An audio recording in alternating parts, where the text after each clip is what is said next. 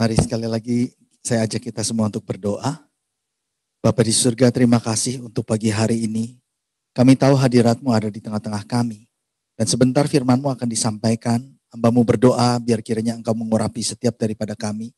Memberikan kami telinga untuk mendengar, hati untuk mengerti. Dan kami berdoa biar kiranya Engkau menjamah roh kami sehingga kami mengalami perubahan.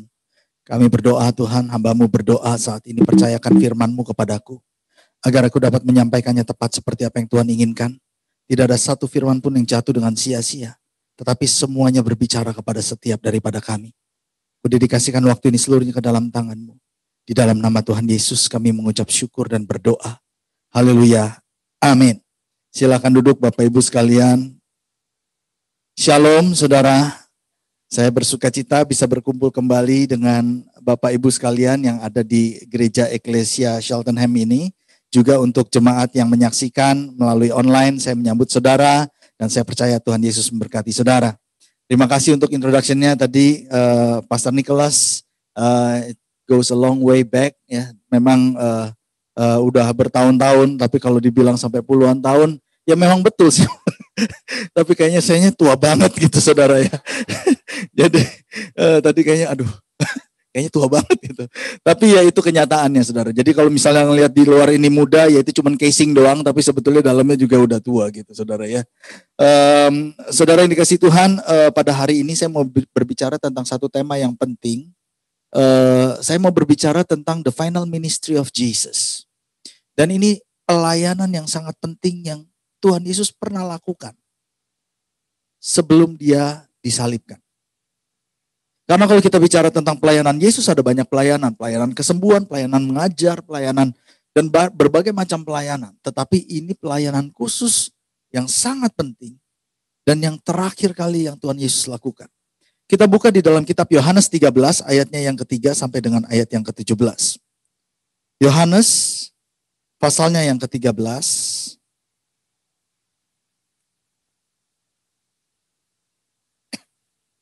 Yohanes 13 ayatnya yang ketiga sampai dengan ayatnya yang ke-17 ya. Kalau saudara baca di dalam Alkitab saudara, perikopnya berjudul Yesus membasuh kaki murid-muridnya. Ayat ketiga dikatakan begini, Yesus tahu bahwa Bapanya telah menyerahkan segala sesuatu kepadanya dan bahwa ia datang dari Allah dan kembali kepada Allah. Lalu bangunlah Yesus dan menanggalkan jubahnya, ia mengambil sehelai kain lenan dan mengikatkannya pada pinggangnya. Kemudian ia menuangkan air ke dalam sebuah basi dan kemudian membasuh kaki murid-muridnya, lalu menyekanya dengan kain yang terikat pada pinggangnya itu. Maka sampailah ia kepada Simon Petrus, kata Petrus kepadanya, Tuhan, engkau hendak membasuh kakiku? Jawab Yesus kepadanya, apa yang kuperbuat engkau tidak tahu sekarang, tetapi engkau akan mengertinya kelak. Kata Petrus kepadanya, engkau tidak akan membasuh kakiku sampai selama-lamanya. Jawab Yesus, jikalau aku tidak membasuh engkau, engkau tidak mendapat bagian dalam aku. Kata Simon Petrus kepadanya, Tuhan, jangan hanya kakiku saja, tetapi juga tangan dan kepalaku. Kata Yesus kepadanya, barang siapa telah mandi, ia tidak usah membasuh dirinya lagi, selain membasuh kakinya, karena ia sudah bersih seluruhnya. Juga kamu sudah bersih, hanya tidak semua. Sebab ia tahu siapa yang akan menyerahkan dia, karena itu ia berkata, tidak semua kamu bersih. Sesudah ia membasuh kaki mereka, ia mengenakan pakaiannya dan kembali ke tempatnya. Lalu ia berkata kepada mereka, mengertikah kamu apa yang telah kuperbuat kepadamu? Kamu menyebut aku guru dan Tuhan, dan katamu itu tepat. Sebab memang akulah guru dan Tuhan. Jadi jikalau aku membasuh kakimu, aku yang adalah Tuhan dan gurumu, maka kamu pun wajib, katakan wajib saudara. Sekali lagi wajib, katakan wajib. Saling membasuh kakimu. Sebab aku telah memberikan suatu teladan kepadamu supaya kamu juga membuat sama seperti yang telah kuperbuat kepadamu. Aku berkata kepadamu sesungguhnya seorang hamba tidak lebih tinggi daripada tuannya ataupun seorang utusan daripada dia yang mengutusnya. Jikalau kamu tahu semua ini, maka berbahagialah kamu jika kamu melakukan. Nah saudara, saya mau berbicara tentang pelayanan pembasuhan kaki. Sebab pelayanan Yesus yang terakhir dan yang terpenting yang dia pernah lakukan adalah pelayanan pembasuhan kaki. Nah, gereja selama ini termasuk saya dan kita semua selalu punya gambaran yang salah tentang pembasuhan kaki. Sebab kita selalu berkata, kalau saya membasuh kaki David, misalnya Pak David di sini, artinya saya punya salah sama Pak David. Dan saya minta maaf sama Pak David dengan cara membasuh kakinya Pak David. Betul? Dan itu konsep yang kita miliki dan pengertian yang kita miliki selama ini di gereja. Nah, saya mau katakan, kalau konsep itu betul, saudara, dan di sini dikatakan Yesus membasuh kaki murid-muridnya, emang Yesus buat salah apa sama murid-muridnya? Sampai dia harus membasuh kaki murid-muridnya dan minta maaf sama murid-muridnya. Ini satu konsep yang salah, pengertian yang salah. Jadi pembasuhan kaki, siapa yang membasuh kaki seseorang, bukan artinya orang itu sedang minta maaf kepada orang itu, bukan. Tetapi sebetulnya ketika seseorang membasuh kaki seseorang, sebetulnya yang sedang membasuh kaki itu dia sedang melayani dan sedang mengampuni orang yang dia basuh. Nah, ini yang penting. Kenapa saya katakan bahwa Yesus dia tidak perlu membasuh kaki murid-muridnya dan minta ampun sama murid-muridnya. Sebab dia nggak pernah berbuat salah apapun terhadap murid-muridnya. Tetapi kenapa dia basuh kaki murid-muridnya? Karena dia mau mengampuni murid-muridnya. Dia tahu apa yang akan dilakukan oleh murid-muridnya berikutnya. Karena kejadian dia membasuh kaki murid-murid, itu terjadi ketika mereka sedang having perjamuan terakhir. Dan setelah itu mereka ke Taman Getsemani, Yesus ditangkap, murid-murid semua meninggalkan dia, termasuk Petrus yang tidak meninggalkan dia, tapi Petrus datang ngikutin Yesus, tapi dia menyangkal Yesus, bersumpah, bahkan mengutuk bahwa dia tidak pernah mengenal Yesus. Dan oleh karena itu, sebelum murid-muridnya melakukan itu, Tuhan sudah basuh dulu. Dia sudah ampuni dulu. Nah, ini saya mau menjelaskan kepada saudara, kenapa ini penting dan kita perlu mengerti ini, ya. Kenapa saya katakan bahwa Yesus mengampuni murid-muridnya dengan cara membasuh kaki? Saya akan bahas ini supaya kita semua dapat mengerti. Nah, saudara yang dikasihi Tuhan, pada zaman dulu, tradisi orang Israel adalah mereka punya banyak tradisi tentang mencuci tangan dan mencuci kaki. Pada waktu dulu, mereka berjalan dengan menggunakan sendal, ya. Sendalnya bukan sendal jepit yang tadi seperti yang Pastor Nicholas katakan, tetapi sendalnya kurang lebih seperti inilah ya. Ini mungkin lebih modern gitu ya. Tapi zaman dulu sendal kemana-mana orang tuh menggunakan sendal. Apalagi mereka tinggal di Timur Tengah, saudara, ya. Karena Israel posisinya ada di sana. Jadi kemana-mana orang akan berjalan memakai sendal, dan karena kondisi keadaan yang kering, saudara, dan berdebu, maka kaki mereka akan sangat mudah menjadi kotor. Tangan mereka pun akan mudah menjadi kotor. Itu sebabnya di dalam kitab Taurat, saudara, itu diajarkan untuk mencuci tangan. Gitu. Orang Israel, orang Yahudi banyak peraturan tentang cuci tangan dan cuci kaki dan cuci muka. Dan ini mereka lakukan ketika mereka mau masuk ke dalam bait Allah, saudara. Alkitab mencatat di dalam bait Allah atau kemah suci, itu di luarnya ada tempat pembasuhan kaki dan pembasuhan tangan. Juga di bait Salomo mereka sediakan itu di depan. Nah, jadi saudara-saudara kita yang dari seberang sana, itu sebetulnya mereka meniru tradisi itu. Tentang cuci tangan dan cuci kaki. Ya, mereka sebut dengan wudhu. Gitu. Nah, ini adalah tradisi orang Yahudi yang diajarkan di dalam kitab Taurat, saudara. Nah, demikian juga ketika seseorang datang ke rumah seseorang temannya. Maka tradisi yang ada pada waktu itu adalah kalau saya berkunjung ke rumahnya Pastor Nicholas, maka adalah customary bagi Pastor Nicholas untuk menyediakan seorang pelayan, seorang hamba untuk melayani tamunya. Sebelum dia masuk, maka kaki saya akan dicuci oleh si pelayan itu. Si pelayan akan mengikatkan handuknya di pinggangnya, lalu kemudian dia akan membawa basinya atau tempayannya, saudara. Lalu kemudian di depan rumah itu dia akan cuci kaki sampai bersih, lalu kemudian disediakan seperti tempayan lain untuk mencuci tangan. Baru si tamunya boleh masuk ke dalam rumah temannya itu. Itu sebabnya kenapa? Saudara pernah ingat nggak? Saudara baca di dalam Alkitab Tuhan Yesus datang ke seseorang Farisi yang bernama Simon. Lalu kemudian dia duduk. Terus kemudian ada seorang wanita yang berdosa datang. Dan kemudian dia menangis di bawah kaki Yesus. Lalu dia kemudian membasahi kaki Yesus dengan air matanya. Dan dia menyeka dengan rambutnya. Saudara ingat cerita itu? Lalu kemudian Tuhan Yesus bilang apa? Simon, sejak aku masuk ke rumahmu sampai saat ini, engkau tidak membasuh kakiku. Berarti waktu itu Tuhan diundang ke rumah Simon. Tapi Simon gak nyediain pelayan untuk nyuci kaki Tuhan Yesus. Nah, ini adalah tradisi yang mereka lakukan.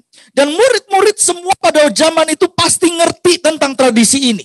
Makanya malam hari itu, ketika mereka ada di dalam ruang perjamuan terakhir, lalu Tuhan Yesus berdiri dari tempat duduknya, lalu kemudian dia lepaskan jubahnya, lalu kemudian dia ambil anduk saudara atau kain, dia ikat di pinggangnya, dia ambil basi, dia isi dengan air, lalu kemudian dia mulai jongkok di depan murid-muridnya. Lalu kemudian dia mulai satu persatu dia basuh kakinya. Itu murid-murid ngerti betul apa yang Tuhan Yesus sedang lakukan. Dan mereka semua saya yakin kaget, shock. Karena sampai saat itu saya yakin tidak ada satu orang pun pemimpin, satu orang rabi, atau satu orang tokoh yang berani melakukan itu untuk orang yang ada di bawahnya.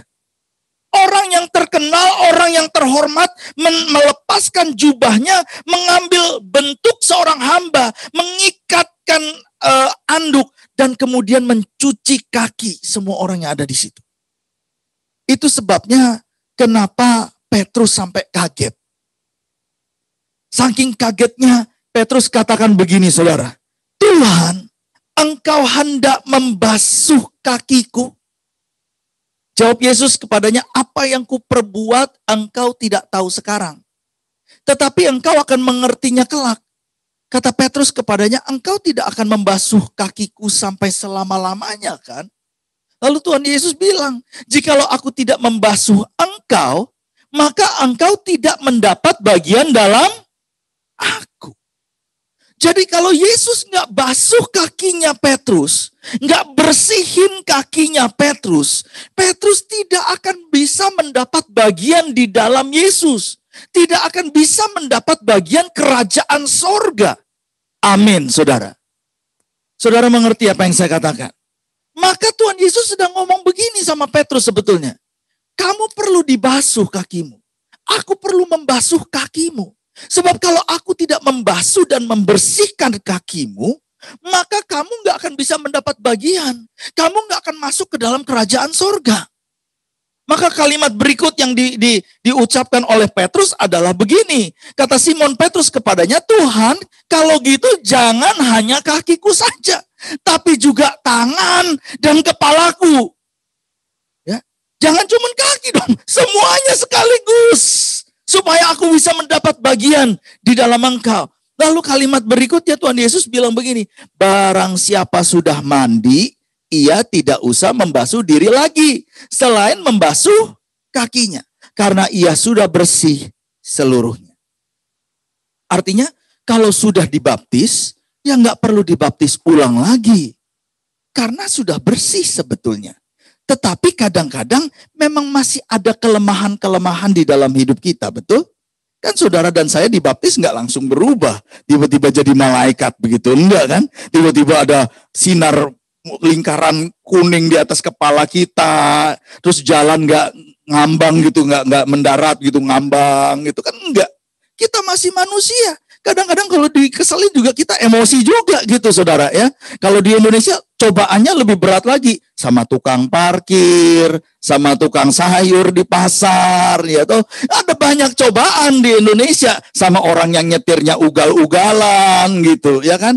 Ya, saya nggak tahu kalau di Australia. Tapi walaupun saudara dan saya sudah dibaptis. Toh kita nggak langsung jadi malaikat. Kita nggak berubah di dalam kemuliaan. Masih ada kelemahan-kelemahan. Dan Tuhan tuh berkata begini, Kamu memang sudah bersih. Sudah dibaptis. Tidak perlu dibaptis lagi. Tapi, saya mau katakan begini. Dalam perjalanan kekristenan kita kan kaki kita bisa kotor. Toh? Betul? Kaki kita bisa kotor. Sebab meskipun kita sudah bersih, tetapi tidak semua dari bagian tubuh kita atau hidup kita sudah bersih semua. Masih ada kelemahan-kelemahan, masih ada kekurangan-kekurangan, dan kenyataannya adalah kita masih belum sempurna. Demikian juga di dalam keluarga Allah. Seperti ini. Saudaramu yang duduk di sebelah kiri kananmu, depan belakangmu, itu sudah bersih yang sudah dibaptis. Tapi belum sempurna. Kakinya masih bisa kotor. Rekan-rekan sepelayanan kita yang main musik, yang mimpin pujian, yang khotbah sekalipun, yang di multimedia, yang asyar di depan. Pendeta gembala sekalipun. Kita meskipun kita sudah bersih, tapi kita masih ada kelemahan, kita masih ada kekurangan, karena kita masih belum sempurna. Masih ada karakter-karakter, masih ada perilaku-perilaku, perkataan-perkataan, cara berpikir kita yang masih belum sempurna, saudara. Dan apa yang tidak sempurna itu yang mengotori kaki kita.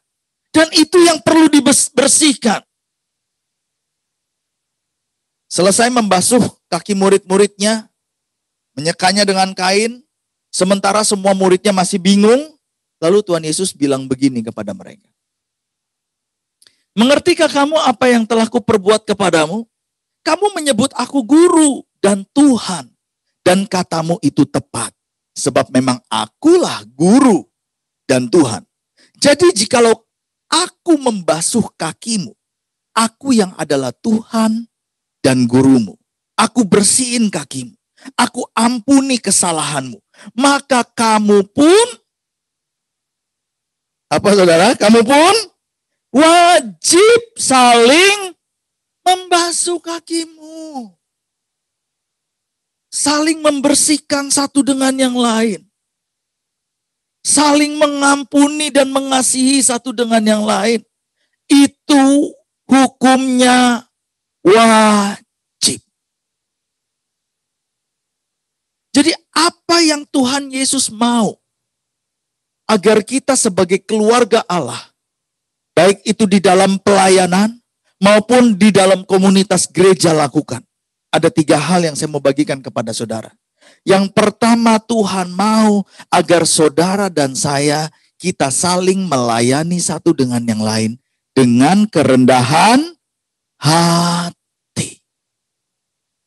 Sebab Tuhan Yesus sudah memberikan teladan, memberikan contoh kepada kita semua. Bagaimana kita bisa melayani dan membersihkan sesama keluarga kita. Dia yang adalah Tuhan, dia yang adalah guru, dia yang sempurna. Dia berhak kok dia pakai jubah, tapi dia lepaskan jubahnya. Nah, pada zaman dulu jubah itu berbicara tentang identitas, saudara. Seorang guru akan memakai jubah khusus yang ketika orang lain ngelihat, orang akan tahu bahwa dia adalah guru. Seorang imam akan mengenakan jubah khusus sehingga ketika orang ngelihat, mereka akan tahu bahwa dia adalah seorang imam. Demikian juga seorang raja. Jadi jubah untuk raja, jubah untuk imam, jubah untuk guru itu berbeda-beda. Demikian juga jubah untuk rakyat jelata. Ada nelayan-nelayan yang mengenakan jubah khusus. Sehingga mereka bisa dikenal sebagai nelayan. Itu sebabnya kenapa ketika Petrus ngikut Yesus ke pelataran rumah Kayafas, imam besar. Ketika Tuhan Yesus sedang diadili, Petrus duduk di pelataran, di perapian, betul? Lalu ada orang datang ke Petrus kan? Kamu pasti orang Galilea. Tahu dari mana? Ada 2 hal. Yang pertama mereka tahu dari logatnya, karena dia orang Galilea punya logat yang berbeda dengan orang Yerusalem. Tetapi ada yang kedua, karena jubahnya. Itu sebabnya Petrus juga tahu bahwa Yesus bukan seorang nelayan. Ketika Yesus naik ke perahunya Petrus pada waktu itu, saudara ingat ceritanya, ketika dia berkata kepada Petrus, lemparkan jalamu ke sebelah sana, di tempat yang dalam. Lalu Petrus bilang begini, sudah semalam-malaman kami mencoba untuk menangkap ikan, tapi kami nggak dapat. Tapi karena engkau yang mengatakannya, kami melakukannya. Tahu dari mana dia? Dia bilang, maksudnya Petrus begini loh, kami ini nelayan, sudah semalam-malaman kami coba cari ikan, tapi kami nggak dapat. Tapi karena kamu yang mengatakannya, ya kita taat-taat aja deh. Jadi sebetulnya pada waktu itu Petrus tahu bahwa Tuhan Yesus itu bukan seorang nelayan. Dia tahu dari mana? Dari jubahnya. Karena Yesus tidak memakai jubah seorang nelayan. Yesus adalah anak seorang tukang kayu. Dan Yesus adalah seorang guru. Dia pasti pakai jubah seorang guru, saudara. Itu sebabnya di Alkitab juga dikatakan Bartolomeus, orang yang buta. Ketika Yesus lewat dan dia memanggil, Yesus anak Daud, kasihani aku. Lalu Yesus berhenti dan dia katakan, bawa dia kepadaku. Hal pertama yang dilakukan oleh Bartolomeus apa, saudara? Dia lepaskan jubahnya. Jubah seorang pengemis. Jadi jubah itu selalu berbicara tentang identitas. Nah, Tuhan Yesus kasih contoh kepada murid-muridnya. Meskipun aku guru, aku Tuhan, jubahku adalah jubah guru. Tapi aku lepaskan itu dan aku gantikan dengan jubah seorang pelayan untuk membasuh kaki. Nah, saya tidak tahu kita sadar atau tidak sadar. Tapi banyak jemaat dan banyak pekerja di Lampung, ya nggak di sinilah saudara ya. Itu yang mereka mempertahankan jubahnya loh. Onda, saya pengusaha, kamu nggak tahu siapa saya.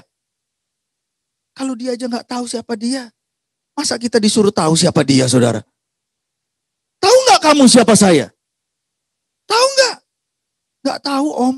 Kalau om nggak tahu ya gimana saya bisa tahu om siapa? Gak mau lepasin jubahnya. Saya punya seorang pemimpin, ya ini beberapa tahun yang lalu, leader di tempat kita.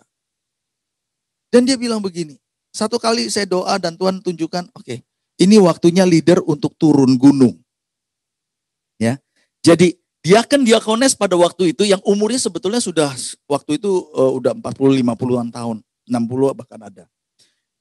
Tuhan taruh dalam hati saya untuk tempatkan mereka sebagai usher di depan. Karena selama ini mereka nggak di usher di depan. Mereka cuma duduk di depan doang gitu ya kan. Menikmati kursi kehormatan gitu. Jadi karena saya mau melibatkan mereka di dalam pelayanan, saya minta mereka melayani sebagai usher di depan. Ada satu yang kesulitan untuk melepaskan jubahnya. Dan dia berkata begini, saya ini PDP Pak Budi, pendeta pembantu. Saya ini belajar Alkitab bukan untuk jadi usher depan pintu. Saya seharusnya khotbah dan saya seharusnya bangun gereja. Ngapain saya ditaruh di depan pintu untuk nyambut jemaat? Kalau untuk nyambut jemaat mah yang lain aja urusannya, jangan urusan saya. Jubahnya nggak bisa dilepas. Padahal pelayanan itu bukan soal jubah. Gereja kita berfellowship seperti ini bukan soal jubah. Kita ada di dalam Tuhan bukan untuk nunjukin siapa jati diri kita, bukan. Satu-satunya jati diri yang seharusnya nampak hanya jati diri Yesus dalam hidup saudara dan saya. Jubah kita ini usang. Jubah kotor kok. Saya nggak punya waktu untuk cerita tentang kesaksian saya. Bagaimana saya dijamah Tuhan untuk pertama kali. Tapi ketika saya pertama kali ngalamin Tuhan, saya ngelihat diri saya tuh bajunya kotor.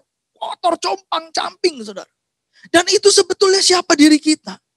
Tapi kita suka dengan yang compang-camping itu. Kita pertahankan. Dan kita katakan bahkan sama orang lain, dia tahu ya siapa saya. Kamu tahu gak siapa saya? Saya berdoa mulai hari ini di tempat ini. Tidak ada lagi yang nanya, lupa diri, siapa saya?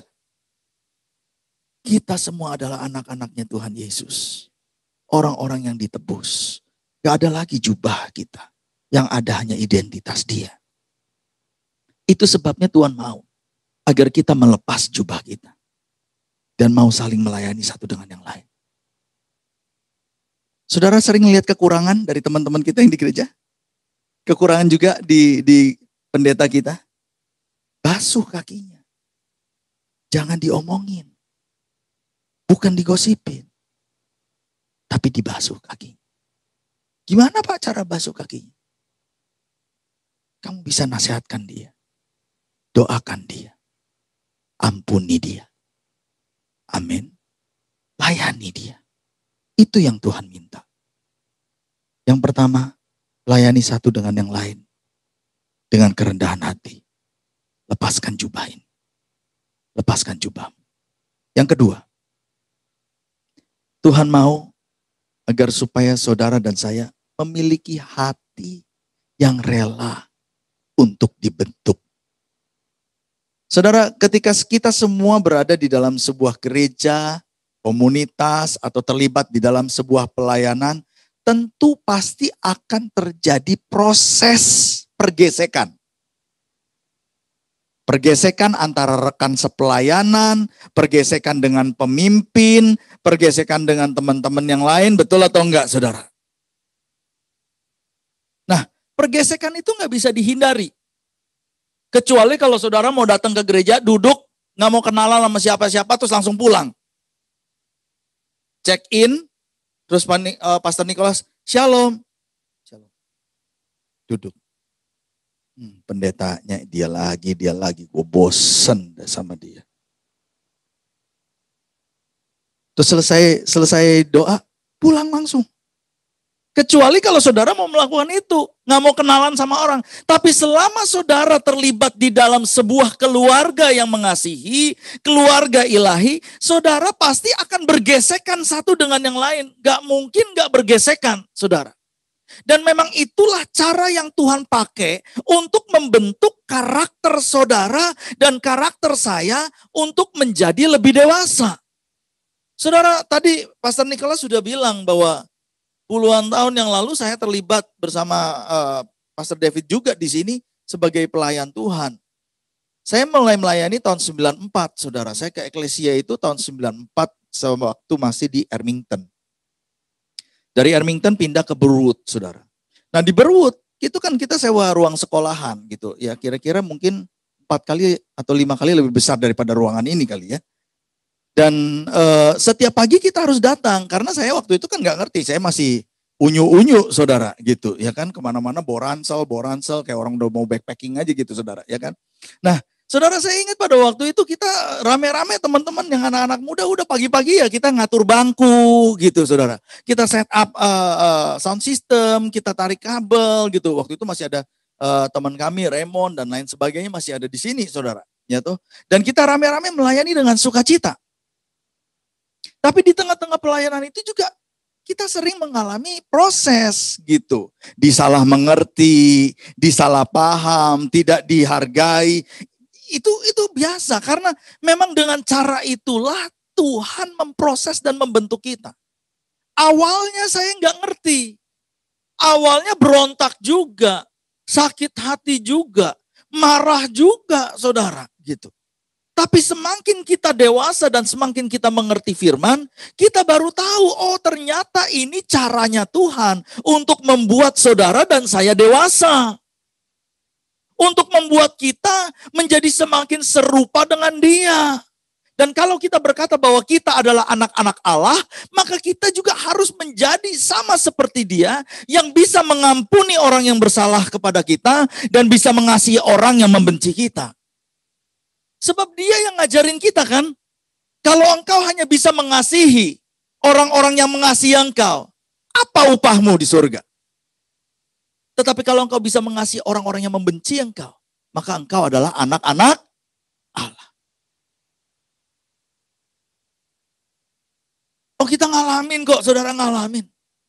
Ngalamin. Di dalam kepemimpinan ditusuk dari belakang kita ngalamin. Di dalam gereja kita digosipin kita ngalamin. Jadi tidak ada orang yang nggak ngalamin. Mungkin saudara berpikir, oh dia mah enak pendeta, oh dia mah enak si Anu. Nggak pernah digosipin. Nggak ada saudara, semuanya sama prosesnya. Amin. Itu sebabnya saudara dan saya, kita harus memiliki hati yang rela untuk diproses, hati yang rela untuk dibentuk oleh Tuhan. Ketika diproses dan dibentuk, gak ada yang enak. Semuanya pasti menyakitkan. Mana ada saudara yang dipahat, lalu kemudian kita ketawa, oh ya tenang aja. Kita ditegur sama pemimpin. Makasih Pak, saya memang pantas untuk ditegur. Ada yang kayak begitu? Nggak ada. Kalau ditegur, dinasehatin pasti, aduh kenapa sih? Itu normal. Tapi saya mau katakan begini, kita harus memiliki hati yang rela, yang mau melihat memang kita punya banyak kekurangan. Kita sendiri juga banyak kekurangan dan kita harus rela untuk dinasehati, diajar, dan dibentuk. Amsal 27 ayat 17. As iron sharpens iron, so one person sharpens another. Bahasa Indonesianya dikatakan besi menajamkan besi. Orang menajamkan sesamanya. Saudara, Amsal ini ditulis oleh Raja Salomo. Raja Salomo pada waktu itu adalah seorang raja, seorang tokoh yang sangat dihormati bukan hanya karena dia sebagai raja, tetapi dia memiliki hikmat yang luar biasa. Dan dia tulis hikmatnya itu di dalam Amsal, di dalam kitab Pengkhotbah, masih banyak kitab-kitab yang dia tulis. Dan dia tuangkan di situ dan salah satu hikmatnya dia katakan begini, besi menajamkan besi, orang menajamkan sesamanya. Pada zaman dulu saudara, ketika sebuah lempengan besi ingin dibentuk menjadi sebuah senjata. Sebuah lempengan besi ingin dibentuk untuk menjadi sebuah pedang yang tajam. Yang bisa digunakan sebagai senjata di medan perang. Maka lempengan besi itu harus diasah dengan lempengan besi yang lain. Dia harus dipertajam. Dia harus dibentuk, dia harus dikikis. Nah, sebuah lempengan besi nggak bisa jadi tajam dengan sendirinya. Lempengan besi ditaruh di situ, selama bertahun-tahun, didiemin, nggak diasah, ya dia pasti akan karatan, saudara. Lama-kelamaan termakan oleh karatnya, dia akan jadi keropos. Dan kalau dia sudah jadi keropos, maka percuma, nggak bisa dipakai lagi. Maka sebuah lempengan besi tidak bisa menjadi tajam dengan sendirinya. Dia nggak akan bisa menjadi senjata tajam yang hebat di tangan seorang pahlawan kalau dia nggak dipertajam dengan cara digesek dengan lempengan besi yang lain. Bagaimana mungkin saudara dan saya bisa menjadi tajam? Menjadi alat yang hebat di tangan Tuhan. Kalau kita nggak pernah mau diproses. Kalau kita nggak pernah mau dibentuk. Pak, saya nggak perlu orang. Saya hanya perlu di rumah, saya hanya perlu lihat YouTube. Saya nggak perlu berkomunikasi dengan siapapun dan berinteraksi. Semua orang telah mengecewakan dan membuat hidup saya pahit. Itu sebabnya saya lebih baik di rumah saja ibadahnya. Saudara ibadah di rumah bukan karena itu kan. Saudara ibadah di rumah juga bukan karena nggak mau ketemu sama pendeta saudara atau kepahitan dengan teman-teman saudara kan. Ada orang yang berkata, oh we don't need anyone. Yang saya perlukan hanya Tuhan. Betul saudara-saudara perlu Tuhan. Tapi Tuhan mau membentuk saudara dan saya. Supaya kita menjadi senjata tajam. Dan senjata hebat di tangannya dia. Kalau kita nggak mau dibentuk. Nggak mau digesek dengan yang lain. Kita akan menjadi sebuah onggokan besi. Yang nggak ada gunanya. Lama-kelamaan karatan, keropos. Dan orang yang kesenggol dengan besi yang karatan, tetanus pula saudara. Banyak gak orang Kristen yang gitu? Gak mau ketemu orang jadi karatan. Lari dari proses. Di gereja ini diproses lari. Di sel grup sana diproses pindah. Pindah terus. Gak mau. Akhirnya jadi orang yang stand alone. Diam aja sendiri. Makin lama jadi makin aneh. Lalu setiap orang yang mau deketin dia terluka. Ya itu. Kenapa terluka? Besi karatan. Jadi setiap orang yang mau deket akhirnya ngelukai orang. Saya mau katakan begini. Saudara, this is important. Ini penting. Kita perlu diproses. Untuk saling mempertajam satu dengan yang lain. Tapi ketajaman kita bukan dipakai untuk nyakitin orang kan. Ketajaman kita nggak dipakai untuk nyembelih orang kan. Kita dipertajam bukan untuk menyakiti orang. Tapi kita dipertajam untuk bisa mengasihi orang lebih. Kita dipertajam untuk bisa mengerti orang lebih. Kita menjadi orang yang lebih sensitif terhadap perasaan orang. Kita menjadi orang yang bisa lebih mengerti keadaan orang. Karena kita dipertajam. Tadinya kita yang egois, sekarang kita nggak jadi egois. Karena kita ngerti perasaan orang. Kita jadi lebih dewasa. Kita jadi lebih peka. Bukan hanya kepada suara Tuhan, tapi peka terhadap orang, teman-teman kita yang ada di sekeliling kita. Amin. Yang terakhir. Yang ketiga. Apa yang Tuhan ingin lakukan? Supaya kita lakukan. Yang pertama, layani dengan kerendahan hati. Yang kedua, miliki hati yang mau dibentuk. Yang ketiga, yang terakhir, Tuhan mau untuk kita saling mengampuni satu dengan yang lain. Miliki hati yang mengampuni. Satu kali Petrus datang kepada Tuhan Yesus. Matius 18, 21, 22 dia katakan begini. Tuhan, sampai berapa kali aku harus mengampuni saudaraku? Kalau ia berbuat dosa terhadap aku. Sampai 7 kali? Yesus berkata kepadanya, bukan. Aku berkata kepadamu bukan sampai 7 kali. Melainkan sampai 70 kali 7 kali. Wow. Saudara, kita sebagai orang Kristen kita ngerti bahwa kita harus mengampuni, betul?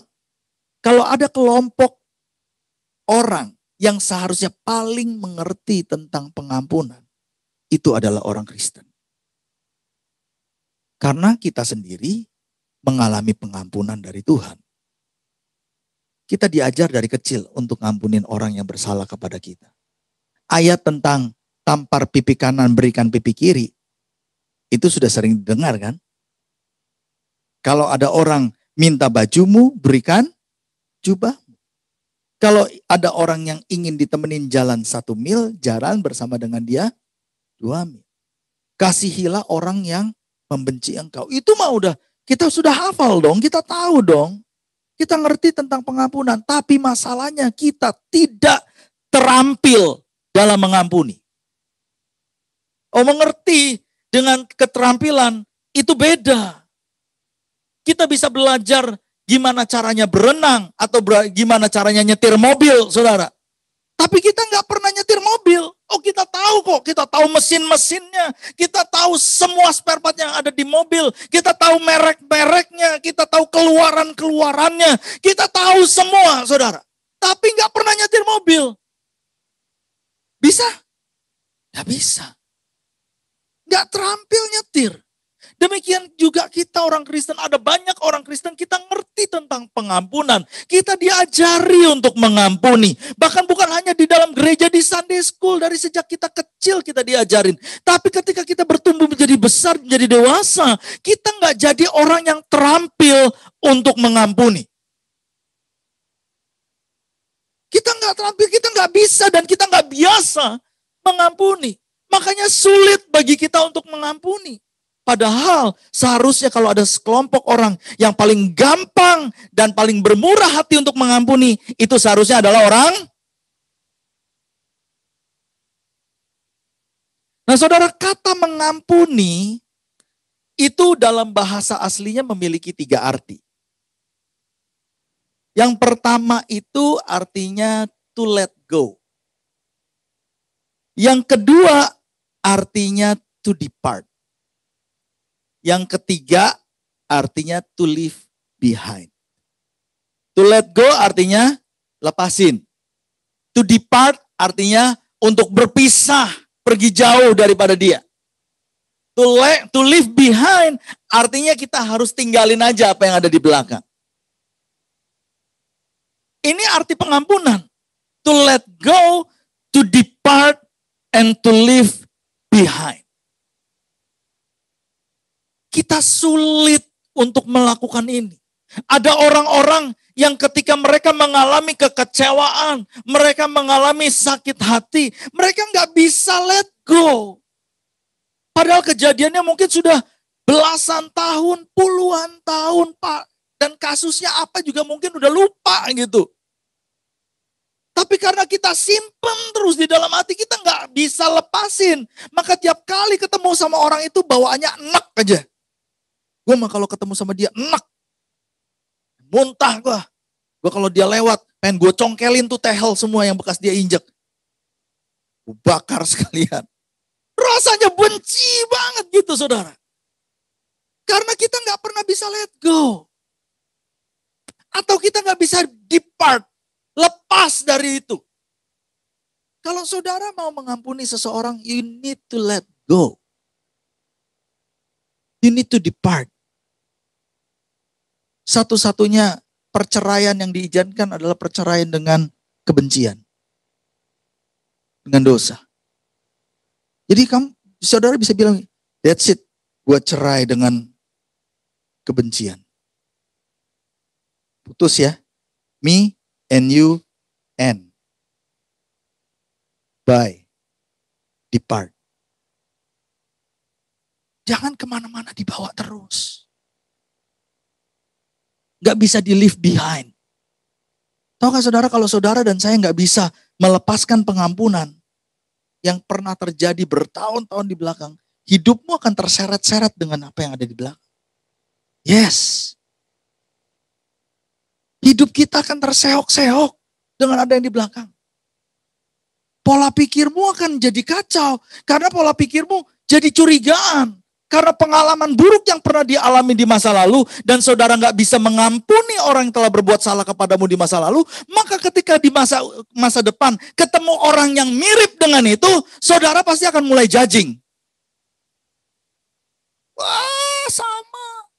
Semua laki buaya semua. Enggak lah, pendetanya masih juga buaya ya kan. Sama. Semua orang mau penipu. Semua orang mah jahat. Saya mau katakan kepada saudara, let go. Depart. Leave behind. Saya akan tutup dengan ini. Saya minta teman saya. Pastor David.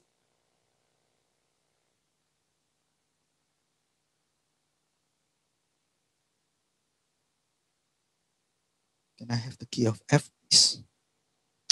Saya akan tutup dengan ilustrasi ini, saudara.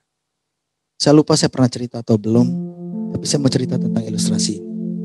Satu kali ada sekumpulan ilmuwan yang sedang melakukan research. Dan mereka melakukan research terhadap satu ekor anjing. Mereka pengen tahu reaksi dan cara pola berpikir seekor anjing.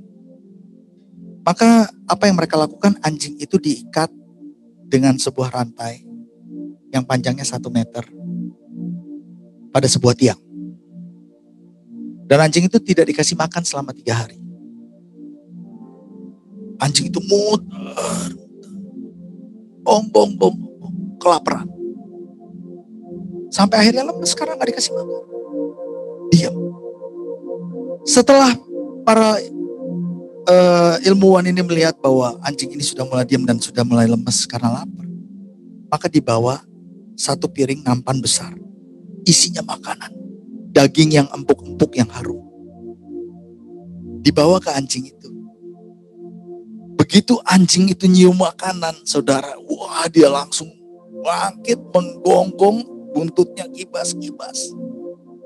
Tapi makanan itu ditaruh dengan jarak 1,5 meter dari tiang.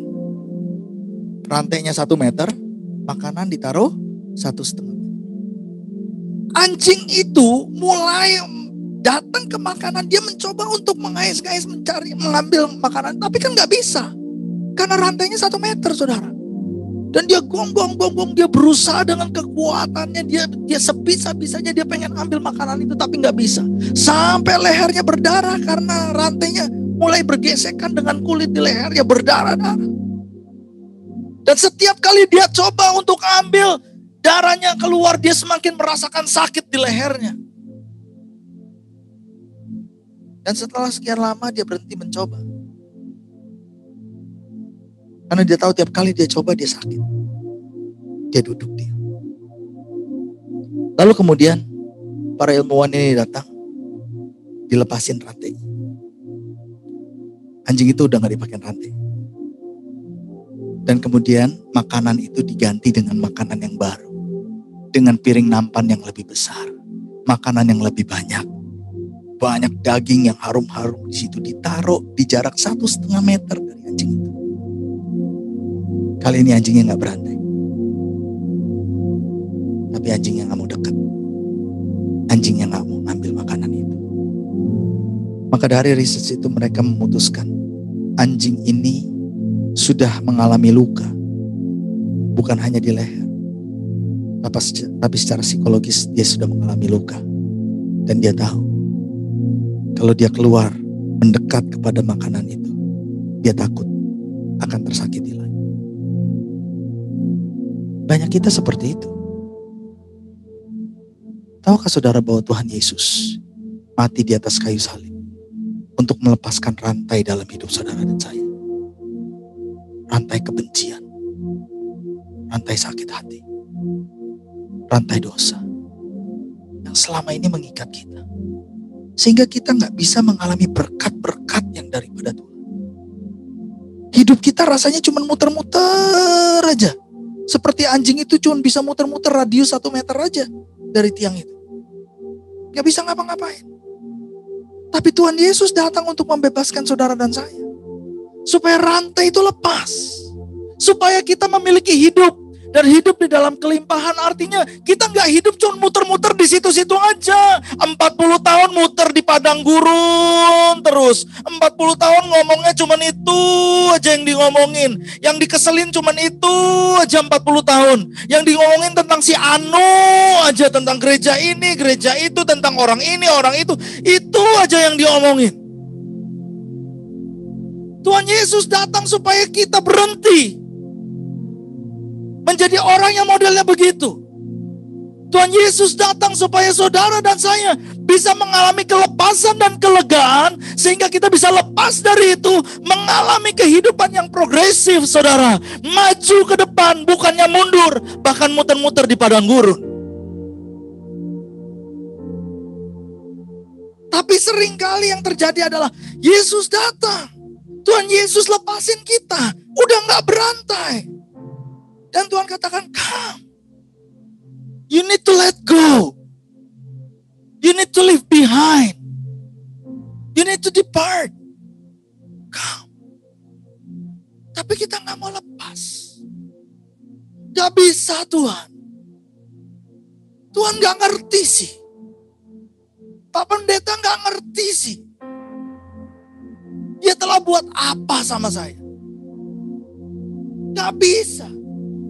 Tuhan bilang, no, bisa. Aku sudah lepasin kamu. Ayo. Leave behind. Let go. Let go. Nah, hari ini yang saya mau sampaikan kepada saudara. There are things that you need to let go. There are things that you need to leave behind. Stop going around and around and around in circles, trying to blame other people. Stop. It's time for the sons of God, the children of God, to move, to let go, to depart. Jalan bareng sama Tuhan. Karena Dia sudah sediakan yang jauh lebih baik. Pejamkan mata. Kita berdoa.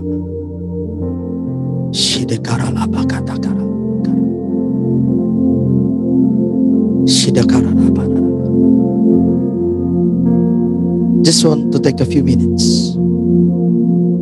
Kalau saudara tahu bahwa firman ini berbicara kepada saudara, dan saudara tahu bahwa ada sesuatu yang you need to let go,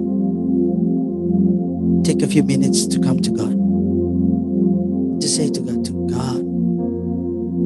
I want to let go. I want to let go. Kalau ada yang perlu diampuni, Tuhan ingatkan orang-orang yang mungkin perlu saudara basuh kaki. Dia pernah buat salah sama saudara. Let go. Udah bertahun-tahun mungkin. Udah bertahun-tahun. Let go. Let go. Katakan kepada Tuhan, Tuhan, aku ampuni dia. Tuhan, aku ampuni.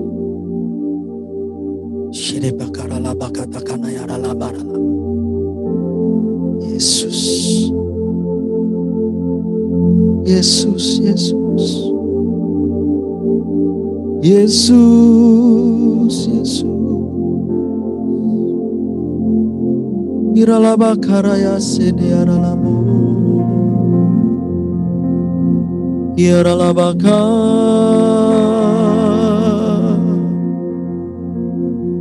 Sinaralaba kanaya se. Haleluya.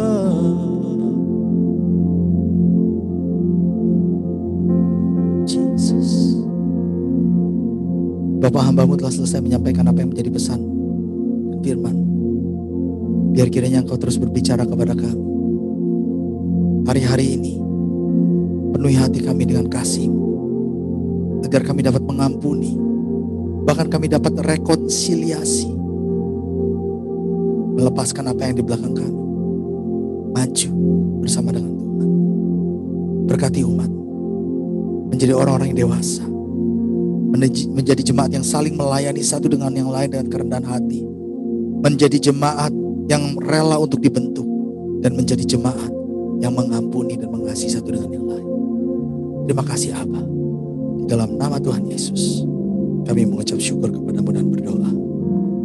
Haleluya. Amin.